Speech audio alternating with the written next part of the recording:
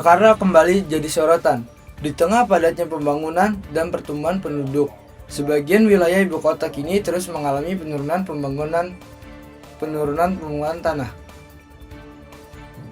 Bahkan di beberapa titik permukaan air laut sudah lebih tinggi dibandingkan rumah warga.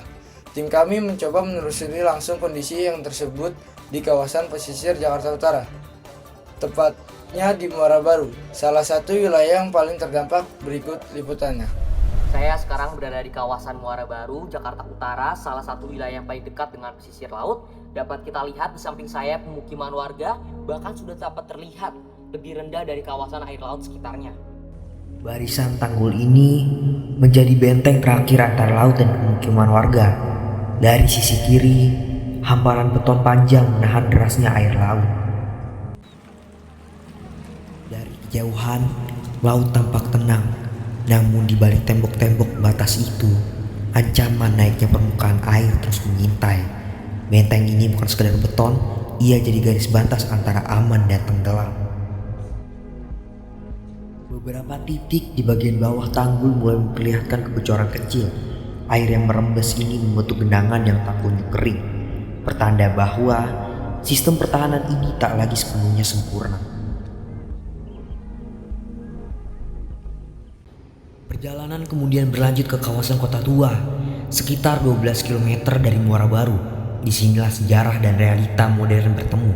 Sebuah monumen berdiri sebagai pengingat, memperlihatkan seberapa jauh tanah Jakarta telah turun dalam beberapa dekade terakhir. Dari sini, kita bisa melihat bahwa perjuangan melawan tenggelam kota ini masih terus berlangsung.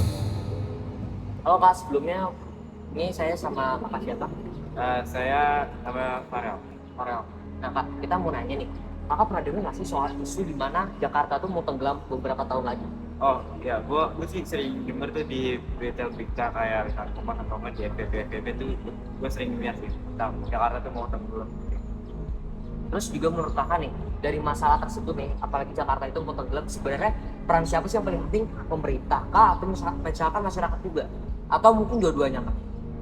Menurut gue nih dua-duanya nih, karena kalau cuma pemerintah kan nggak ada yang ngejalanin di lapangannya gitu. Nah pemerintah tuh sebagai itu bisa bikin aturan-aturannya. Nah kita sebagai masyarakat sebagai regulatornya gitu yang bisa mengimplementasikannya ke kehidupannya gitu. Jadi ketika satu masyarakat dengan masyarakat yang lainnya tidak mengimplementasikan aturannya dengan baik, besar pasti akan berujung aturannya itu ya berjalan dengan lancar dan akhirnya perubahan Jakarta tidak terus menerus.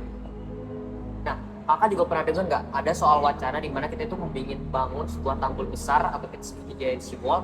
Menurut Kakak itu tuh merupakan salah satu hal yang bagus, kah bermanfaat atau mungkin justru malah berdampak negatif Kak? Dari yang gue lihat di pemerintah ya, buat jangan bangun sebuah itu kan biasanya katanya mau bangun tempat ekonomi kan. Menurut gue sih itu bagus. Dan untuk tanah tuh untuk menemukan tanah itu juga bagus. Tapi yang gak bagus tuh menurut gue tuh di ekosistem lautnya. Karena tuh biasanya kan dan merusak ekosistem lautnya dan juga memotong para nelayan, mata pencaharian nelayan gitu yang biasanya dia nelayan karena ada tanggul, jadi mereka susah gitu untuk mencari ikan-ikan lagi.